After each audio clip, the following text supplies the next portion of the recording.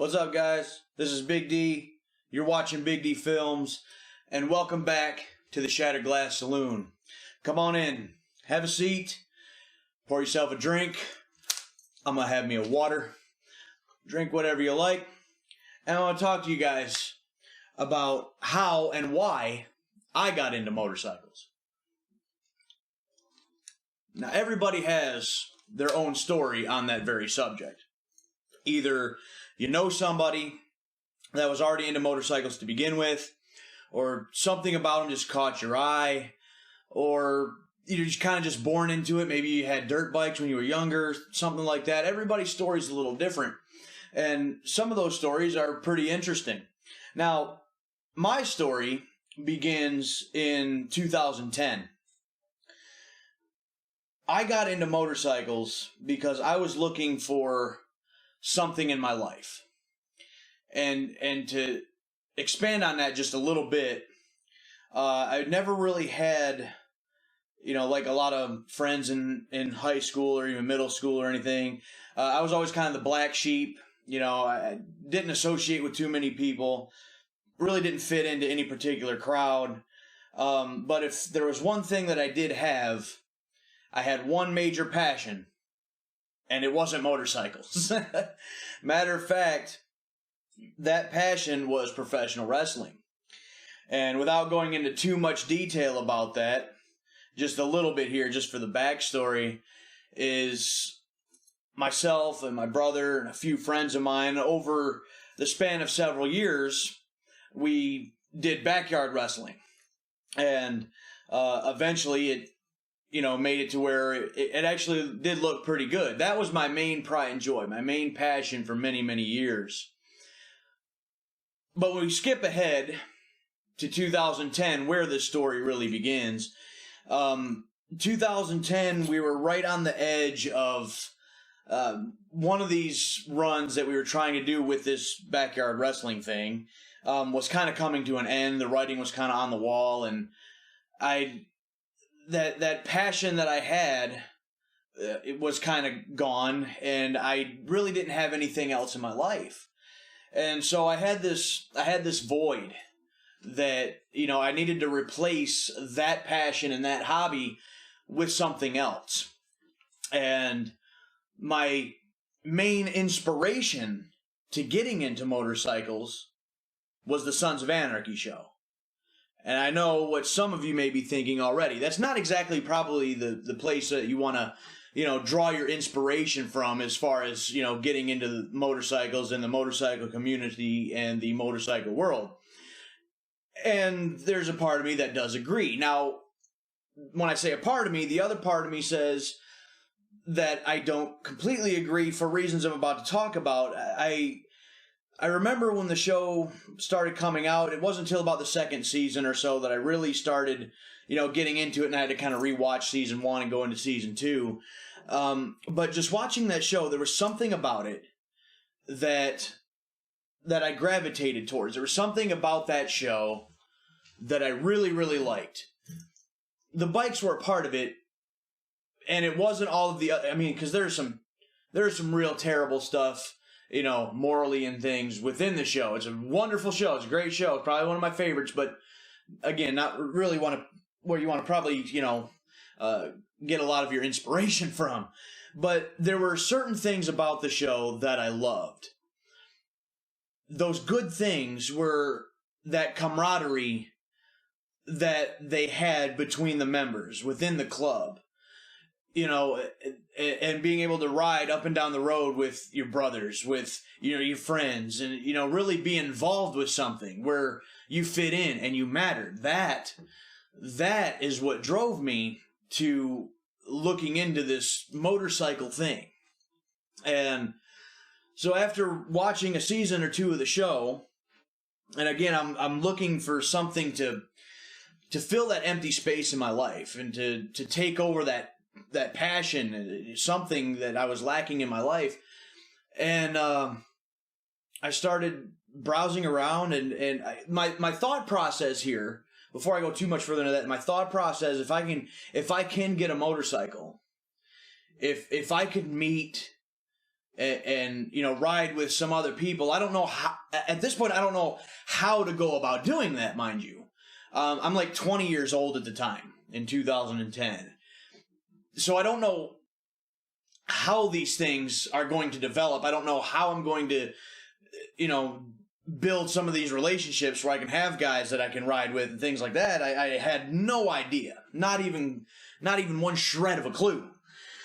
So, but first things first, I needed the bike, right? So I started browsing around a little bit, and I had just started a factory job maybe a year prior, but I'd only got hired in like 6 months before this, maybe if even that. So I don't have a whole lot of money to spend. On top of that, and I know I'm going to get probably a little flack for this, I can't drive a manual car. I just can't. I've tried, and it is a disaster every time. The only way I can explain this is there's something between the clutch of my foot and the clutch of my hands. I can feel it grab with the hands. I can't feel it grab with my feet, and that whole, I'd be missing gears and everything else. It's a freaking disaster, okay? So with that being said, I didn't have a lot of money, and I didn't know if I'd even be able to ride the thing to begin with. But I didn't know unless I gave it a try. So Craigslist was, I think, a little bit bigger than what it is now. Seems like Craigslist kind of fallen off the face of the earth at this point. You don't really hear too much about it anymore. But at the time, Craigslist was a big deal. And, I'd be scrolling through there, just seeing what I could find, seeing what kind of deal I might be able to come across. And I finally stumbled upon it was either 86 or an 87. I forget right off the top of my head. I want to say it was an 87. Honda Rebel 250. And again, I've never touched a motorcycle before. We never even had, dirt bikes or four-wheelers or anything like that when we were kids either. We had some go-karts, some dune buggies at one point in our childhoods. But other than that, that was as far as that went. So I had no idea if I was going to be able to figure out how to ride this thing or if I'd even like it at all. So I found this bike. I found this Honda Rebel 250. And let me tell you, I got what I paid for. I paid a mere $650 for this motorcycle. And it was a pile of junk. I mean, as you can see here in this picture, the gas tank is bungee strapped to the frame because one of the mounts are broke. The rest of it is spray painted flat black. There's half the wire harness was missing. It barely had a tail light. It had no turn signals.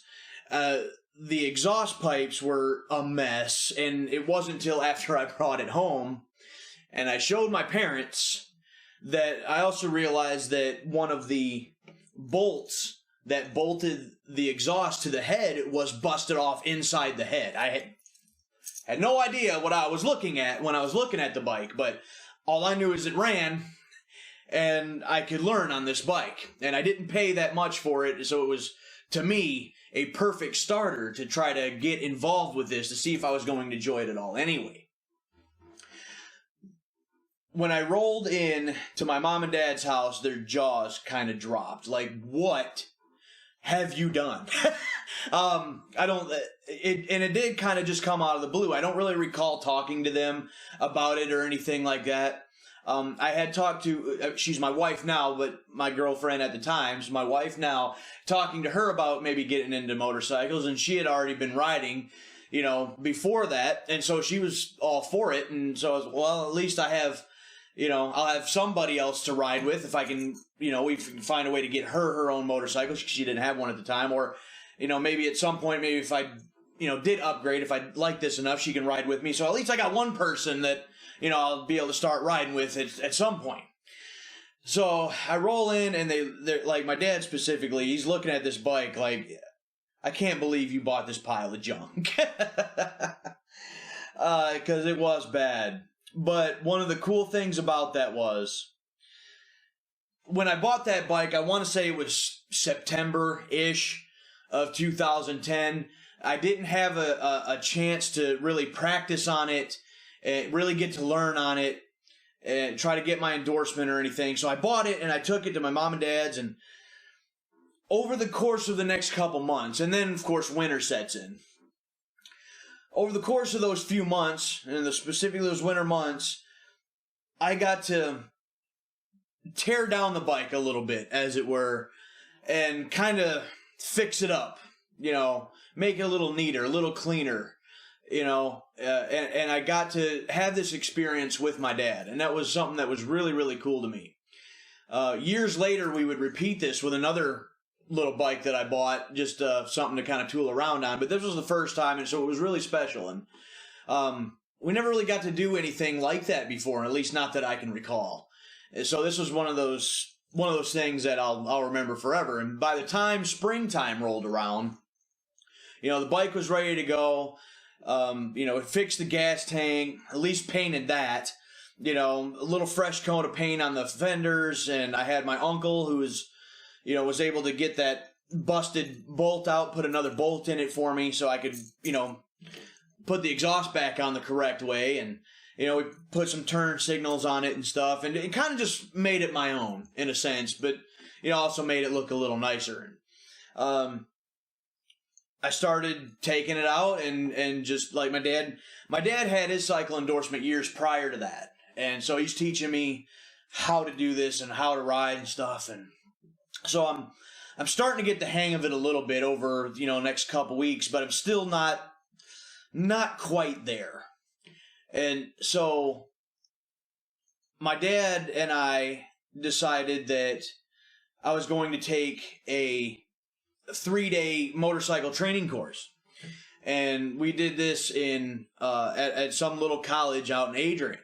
And again, my dad, he had a cycle endorsement years and years prior to that, but he had to let it lapse. He didn't have a bike. He had really no need a reason for it. But not only did we build the bike together, but now he was going to go with me to this class, and he was going to re-get his endorsement. And I don't recall if it was before or after we did the endorsement class, but he went and got a Sportster himself. And, okay, I'm like, cool, now I'll be able to ride with my dad. Not only get to rebuild, this bike, but I'm going to be able to get to ride with my dad, too. So that's, I thought that was awesome. I didn't know how much really better it could get at that point. Well, anyway, we go to this course, we go to this class, and it's a 3-day class. The first day is boring, like, classroom type stuff. I'm like, oh boy, I sucked in school, so this is not going to go well. But luckily, the other 2 days, they had their own bikes there, and they provided them for us to ride. And you get to do the weaving in and out of the cones and the different exercises that they want you to do. Luckily for me, what we were riding in this class were also 250s. They were Suzuki's, but since my bike was a 250, these were 250s. I'm figuring, okay, well, if I learn on this and I can get this down in this class, I should be good to go. By the time I actually do get my endorsement, I should be ready to just tear up the streets, right? Not on a 250, I wasn't, but regardless, didn't really know that at the time. I'm just thinking this is gonna be great. This is gonna work out awesome. And so we do the riding portions and stuff, and we get down to the one final test, and final written test, and the instructor says, all right, here's what you're going to do. And he told us this straight up. He goes, you're going to take this test here. You're going to answer these questions the way that you're supposed to. And then you pass this, and you've passed all your other stuff, you'll get a certificate. And this will waive the road course. You don't have to take any kind of road test or whatever. This kind of signifies you've pretty much already done that. But then when you get to the Secretary of State, and that's another thing about Michigan, most people have like the DMV or, whatever. We have the Secretary of State. That's just what that is. But when you get to the Secretary of State, then you'll answer the questions the way that they want you to. Because apparently their questions and their answers were all jacked up. Well, I'm thinking, that's nice information to know, right? So I get through the class, and I had no problems. I was able to really grasp it really quick and was able to get my endorsement certificate, went to the Secretary of State, take that written test, and now I'm completely endorsed. Well, I'm like, well, that was pretty easy. So then, I start riding this 250 a little bit. I get to ride around my dad a little bit and stuff, and I realized real fast that the 250 wasn't going to cut it. I'm too big for this bike. Shortly after, I start riding a little bit. Now the starter's taking a crap. It was good for me to be able to kind of just get up and going and learning that I can do this and learning that I did enjoy it. Well, then it was time to upgrade and get away from that little bike. And so I did upgrade. That's a story for another time. I will get into the second bike one other day, because that bike legitimately irritates my soul to this day. But I would upgrade and, getting really even more comfortable with riding, and eventually I'd upgrade further, but I still wanted that camaraderie with other motorcyclists, other riders, right? So I've pretty much done phase one. Got the bike, got the endorsement, I'm ready to go there. Well, I still wanted other people to ride with, so me, still being very young, by this point I'm 21, I think, I'm going to start my own club. It didn't work, guys. It was a bad idea. I was going to come up with my own patch, my own name, and I was going to start my own club. I was going to recruit some people, and we're going to go riding together. It's going to be great. I didn't know and didn't understand the unwritten rules of the motorcycle community and the motorcycle clubs and things of that nature. So I developed what I saw from the show, and again, was bad to use things from that show, but I didn't know any better at the time. Okay, I just got to keep saying that because I don't want to sound like I'm completely stupid. It's just I didn't know. I had nobody else that was into motorcycles really, or into the motorcycle lifestyle to tell me these things. But anyway, I came up with my own patches, and I was running a 3-part patch, which is bad. It was a terrible idea, and I was getting some flack over it, as I should have. But over time, I had a couple other cousins and stuff that, they were getting interested into riding too, and they started buying some bikes. And like, oh, okay, that's cool. All right. Well, one of my cousins had come across the Freedom Cruisers Riding Club, which is the club that I'm with now, and I am the president of my chapter and have been since 2013. But he looked into this riding club, and he's like, I think I want to look into this a little more. This sounds like it'd be something that's really cool. And I didn't want to do it because I still wanted my own thing, right? Almost a pride thing. I don't know, but I wanted my own thing. I didn't want to join something else, But eventually I knew that what I was trying to do wasn't going to work, and I might even get in more trouble with it as time went on. So I just I accepted that, and I too began to look into this other riding club. And in a very short time, so within a year of buying the Rebel, so from September-ish of 2010 to October of 2011, I had got my bike, I had got my endorsement, I started learning, I started riding a bit, and I got a few of my family members started riding bikes, and then in October, so a year afterwards, now I'm joining this club. And now I have other people to ride with. And it was only a few months after that, January of 2012, we did start our chapter, and we did start recruiting other people. And had other people to ride up and down the road with, share stories with, learn, and go on these awesome trips and make some amazing memories. And so, at the end of the day, in about In about a year and a half, I went from needing something in my life, something to be passionate about, something that, was going to fill that missing thing that I had in my life, to a year and a half later, I'm watching the Sons of Anarchy show, and then a year and a half later, I had the bike and I had this club, and now, I had exactly what it is that I set out to get and achieve, and couldn't be happier, because I've had some of the most amazing experiences in my life because of motorcycles and because of the club. They go hand in hand to me. And, I've taken trips all the way to Copper Harbor, up in the Upper Peninsula of Michigan. I went all the way till the Harley-Davidson Museum in Milwaukee. I've been down to the Smoky Mountains.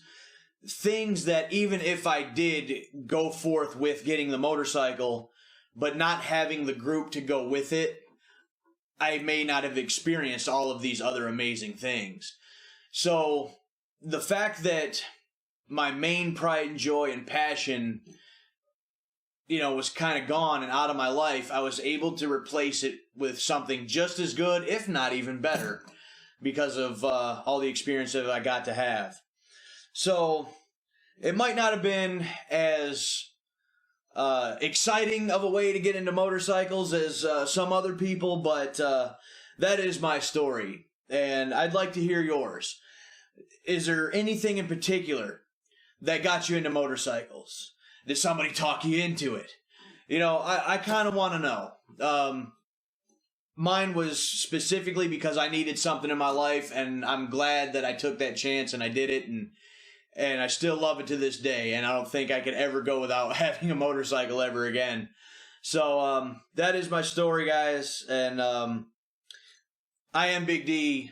You've been watching Big D Films. Again, let me know how it was that you got into motorcycles and why. If you like this video, hit that like button. Subscribe to the channel. Hit the bell. You gotta make sure you hit the bell.